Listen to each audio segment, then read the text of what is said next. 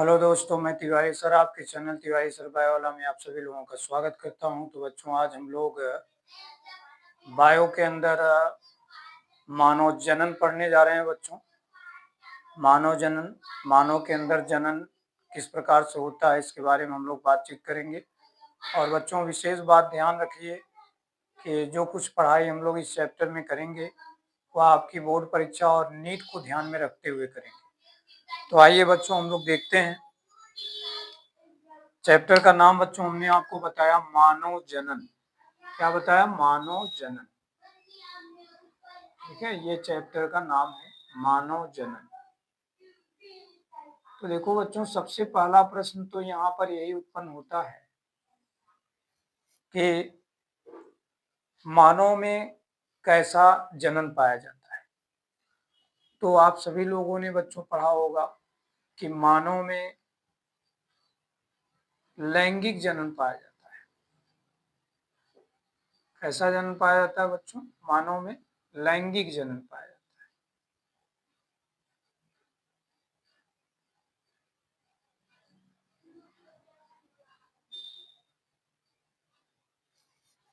अब प्रश्न उठता है बच्चों कि लैंगिक जनन क्या है। तो इसको अगर हम लोग संक्षिप्त रूप से देखें तो लैंगिक जनन बच्चों ऐसा जनन है जिसमें नर युग्मक और मादा युग्मक,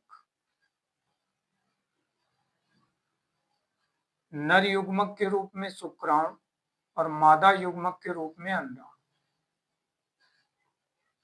तो जब ये दोनों आपस में बच्चों संलयित होते हैं तो इनके संलयन से आप जानते हो एक द्विगुणित कोशिका का निर्माण होता है जिसे जाइगोट कहते हैं। तो ये पूरी प्रक्रिया जो हो रही है एक मानव के शरीर में प्यूबर्टी अवस्था के बाद, इसी पूरी प्रक्रिया का नाम है बच्चों लैंगिक जनन। अब दूसरा प्रश्न ये उत्पन्न होता है कि मानव अर्थात हम लोग एक लिंगी प्राणी हैं अथवा द्विलिंगी प्राणी हैं। तो आप सभी लोग जानते हो बच्चों कि हम लोग एक लिंगी प्राणी हैं, अर्थात हम लोगों के शरीर में नर अथवा मादा दोनों में से कोई एक जनन अंग पाया जाता है। तो इसलिए यहाँ आप जवाब में लिखेंगे बच्चों कि मानव एक लिंगी प्राणी है। मानव कैसा प्राणी है बच्चों? मानव एक लिंगी होता है, अर्थात एक ही जनन अंग शरीर के अंदर पाया जाता है। मानव क्या होता है बच्चों? एक लिंगी प्राणी है। अब तीसरा प्रश्न यहाँ पर यह उठता है कि मानव में लैंगिक द्विरूपता पाई जाती है। मानव में क्या पाई जाती है बच्चों? लैंगिक द्विरूपता। लैंगिक द्विरूपता पाई जाती है। अब आप लोगों के दिमाग में ये प्रश्न उत्पन्न हो रहा है कि लैंगिक द्विरूपता क्या है। ऐसा प्रश्न आपके दिमाग में आ रहा है। तो आइए इसका अर्थ समझ लेते हैं। लैंगिक का अर्थ है बच्चों लैंगिक अंग,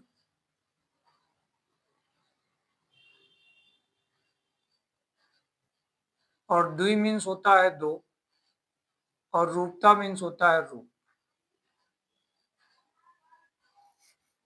यानी अगर हम लोग देखें तो लैंगिक अंग के आधार पर मानव के दो रूप होते हैं बच्चों। लैंगिक अंग के आधार पर मानव के कितने रूप होते हैं? दो रूप होते हैं। एक को कहते हैं नर, एक रूप को कहते हैं नर अर्थात मेल, और दूसरे रूप को कहते हैं बच्चों मादा अर्थात फीमेल। समझ रहे हैं?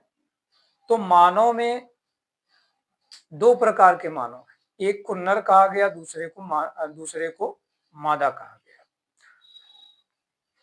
तो जो नर होता है बच्चों, इस नर में नर लैंगिक अंग पाया जाता है,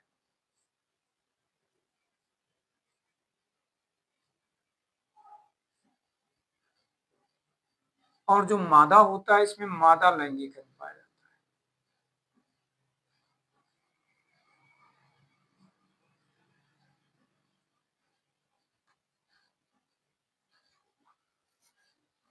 प्रश्न उठता है कि नर में पाए जाने वाला मुख्य लैंगिक अंग क्या है, या मादा में पाए जाने वाला मुख्य लैंगिक अंग क्या है। सोचिए, नर में पाए जाने वाले मुख्य लैंगिक अंग का नाम है बच्चों वृषण, जिसको अंग्रेजी में टेस्टिस कहते हैं, और इनकी संख्या एक जोड़ा होती है। तो एक जोड़ा नर लैंगिक अंग पुरुषों यानी नर में पाया जाता है, और इसी वृषण के अंदर बच्चों नर युग्मक के रूप में स्पर्म का निर्माण होता है, जो कि नेचर से अगुणित है। जबकि अगर मादा लैंगिक अंग की बात करें बच्चों, तो मादा लैंगिक अंग होता है अंडाशय, जिसको ओवरी कहते हैं अंग्रेजी भाषा में। इनकी संख्या भी एक जोड़ा होती है, और इनके अंदर बच्चों अंडाणुओं का निर्माण होता है। मादा युग्मक अंडाणु का निर्माण होता है।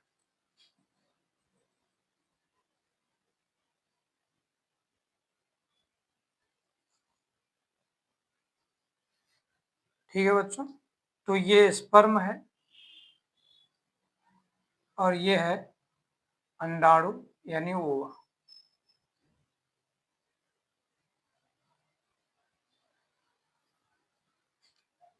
अब यहाँ पर एक चौथा प्रश्न पैदा होता है बच्चों कि मानव कैसा प्राणी है।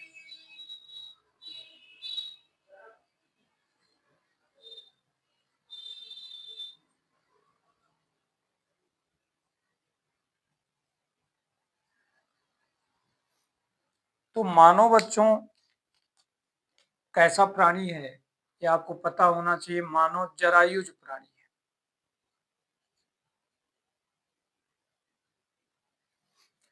देखो बच्चों, हमारे पृथ्वी पर जो जीव है, ये जीव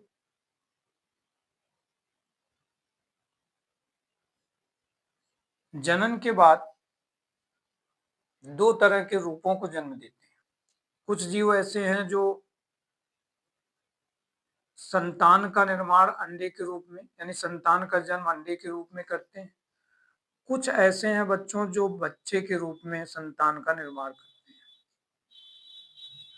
तो जो जीव बच्चों शिशुओं के रूप में संतान का निर्माण करता है उसे सजीव प्रजक कहा जाता है।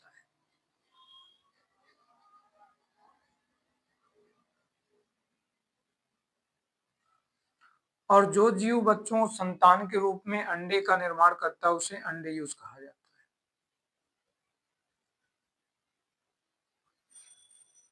अगर हम लोग अंडयुज प्राणी की बात करें तो जैसे आपके चारों तरफ जो पक्षियां उड़ती हैं वो सब अंडयुज प्राणी हैं। सरीसृप सरीसृप जो प्राणियां होती हैं जैसे कि सांप है, सर्प है, वो भी अंडयुज होता है। मछलियां अंडयुज होती हैं। इसी तरह बच्चों जो उभयचर प्राणी हैं वो भी अंडयुज होते हैं। तो आपके मन में ये प्रश्न पैदा हो रहा होगा कि सजीव प्रजक में किसको रखा गया बच्चों। तो सजीव प्रजक में केवल स्तनधारियों को रखा गया है। इसके अंदर बच्चों केवल स्तनधारी जीव आते हैं। कैसे जीव आते हैं बच्चों? स्तनधारी जीव आते हैं।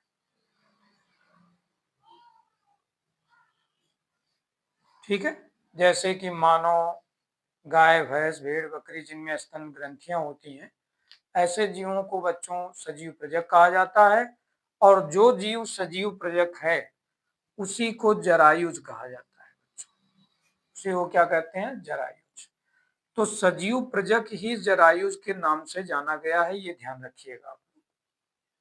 ठीक है, अब यहाँ पर एक ऐसा प्रश्न आपके सामने आता है कंपटीशन के क्षेत्र में, जिसको आप नोट्स बना के रखेंगे, कि किसी एक ऐसे स्तनधारी का नाम बताओ जो कि संतान के रूप में शिशुओं का जन्म नहीं कराता, अंडे का जन्म कराता है। तो उस जीव का नाम आप सभी लोग जानते होंगे बच्चों।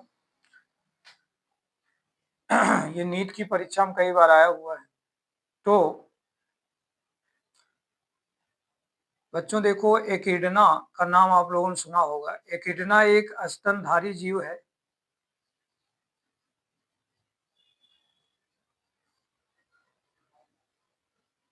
लेकिन ये संतान के रूप में अंडे का जन्म कराता है, इसलिए यह जरायुज न होकर अंडयुज होता है। कैसा प्राणी है बच्चों? अंडयुज प्राणी है। समझ रहे हैं? तो अभी तक हम लोगों ने क्या क्या पढ़ लिया, जरा एक बार रिवीजन करते हैं। सबसे पहले हम लोगों ने पढ़ा बच्चों कि मानव किस जन्म द्वारा अपने जैसी संतान पैदा करता है। तो जवाब मिला है लैंगिक जन्म द्वारा संतान उत्पन्न करता है। दूसरा प्रश्न है बच्चों कि मानव एक लिंगी होता है कि द्विलिंगी होता है। तो आप सभी लोग जानते हैं कि मानव एक लिंगी होता है। प्रत्येक मानव के शरीर में एक ही मुख्य लैंगिक अंग पाए जाते हैं, या तो वृषण या तो अंडाशय। मानव में जैसा कहा गया कि लैंगिक द्विरूपता पाई जाती है बच्चों, तो लैंगिक द्विरूपता का अर्थ है कि मानव के दो रूप होते हैं। एक होता है बच्चों नर और दूसरा होता है मादा। नर में नर लैंगिक अंग पाया जाता है बच्चों, और नर लैंगिक अंग के अंतर्गत अगर देखें तो मुख्य लैंगिक अंग होता है वृषण, जिसकी संख्या बच्चों एक जोड़ा होती है, और इस वृषण के अंदर बनता है नर युग्मक के रूप में स्पर्म, जो कि अकुरित होता है। इसी प्रकार मादा लैंगिक अंग की बात करें तो मादा लैंगिक अंग बच्चों अंडाशय होता है, जिसको ओवरी कहते हैं। इसकी संख्या भी एक जोड़ा होती है, और इसके अंदर भी मादा युग्मक का निर्माण होता है, जो कि स्वभाव से अकुरित होता है। और इस मादा युग्मक को बच्चों अंडाणु कहते हैं, जबकि नर युग्मक को बच्चों स्पर्म यानी शुक्राणु कहते हैं। फिर आगे हम लोगों ने ये देखा कि मानव एक जरायुज प्राणी है। जितने भी स्तनधारी हैं सब जरायुज होते हैं। लेकिन अपवाद के रूप में अगर मैं बात करूं तो एकिडना एक ऐसा स्तनधारी जीव है बच्चों जो शिशुओं को जन्म नहीं कराता, अंडे का जन्म कराता है, इसलिए इनको अंडयुज प्राणी कहा गया है। और भी कुछ अंडयुज प्राणी हैं, जैसे कि पक्षी वर्ग है, सरीसृप वर्ग है, मछलियों का वर्ग है, और उभयचर प्राणियां हैं। ये जितने भी जीव हैं सब लोग अंडयुज प्राणी होते हैं बच्चों, ये ध्यान रखना है आपको। ठीक है, तो आज हम लोगों ने इन 5 महत्वपूर्ण प्रश्नों पर चर्चा किया है। आप सभी लोग इन प्रश्नों का रिवीजन करते रहिए, अपने चैनल के साथ इसी प्रकार जुड़े रहिए, और बोर्ड परीक्षा के साथ साथ नीट परीक्षा की भी तैयारी करते रहिए। और यदि आप लोगों को आज का यह वीडियो अच्छा लगा हो तो वीडियो को लाइक और शेयर कीजिए बच्चों, और अपने इस चैनल के साथ इसी प्रकार बने रहिए। तो आज हम लोग बच्चों जीव विज्ञान के अंतर्गत ये इतने पॉइंट की जानकारी प्राप्त कर लिए हैं। अब अगले दिन इसी के आगे की जानकारी मैं आपको प्रदान करूंगा। धन्यवाद।